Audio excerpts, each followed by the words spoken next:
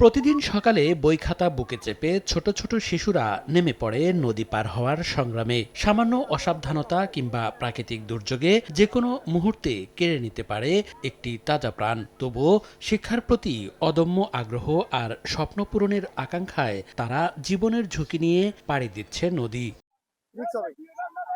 লালমনিরহাটের পাটগ্রাম উপজেলার শমশেরনগর এলাকার সিঙ্গিমারী নদীতে একটি সেতু না থাকায় প্রতিদিন এমন যুদ্ধ করে যেতে হয় একটি প্রাইমারি, দুটি হাই স্কুল ও দুটি কলেজের শিক্ষার্থীদের। আমরা স্কুলে যাওয়ার সময় অনেক সময় পানিতে পড়ে যাই, ঘোড়ায় চড়িয়ে যাওয়া হয়, আমাদের অনেক কষ্ট হয়, বই খাতা ভিজে যায়। যদি এখানে একটা ব্রিজ হয় তাহলে আমাদের যাওয়ার জন্য সেই সুবিধা হবে। সেতু না থাকায় গর্ভবতী নারীকে হাসপাতালে নিয়ে চিকিৎসা সেবা পেতে বিঘ্ন ঘটে। কৃষিপণ্য বাজারজাত করা কষ্টসাধ্য হয়। তাই দীর্ঘদিন ধরে একটি সেতুর দাবি জানিয়ে আসছেন এলাকাবাসী। আমরা যথাসময়ে অ্যাম্বুলেন্স পাই না, ডাক্তারের কাছে যাইতে পারি না, সময় মতো সঠিকভাবে আমরা আসতে পারতেছি না এবং পাঠদানেরও অনেকটা বিঘ্ন ঘটতেছে। অতিরিক্ত ভাড়া দিয়ে 10 কিলোমিটার রাস্তা ঘুরে আমরা যাওয়া লাগে।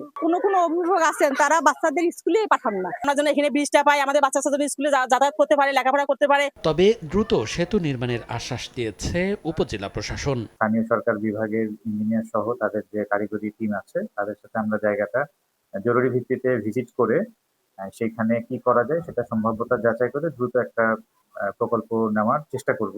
ইউনিয়নের প্রায় 1000 মানুষকে প্রতিদিন এই দুর্ভোগ পোহাতে হয়। সময় সংবাদ, লালমনিরহাট।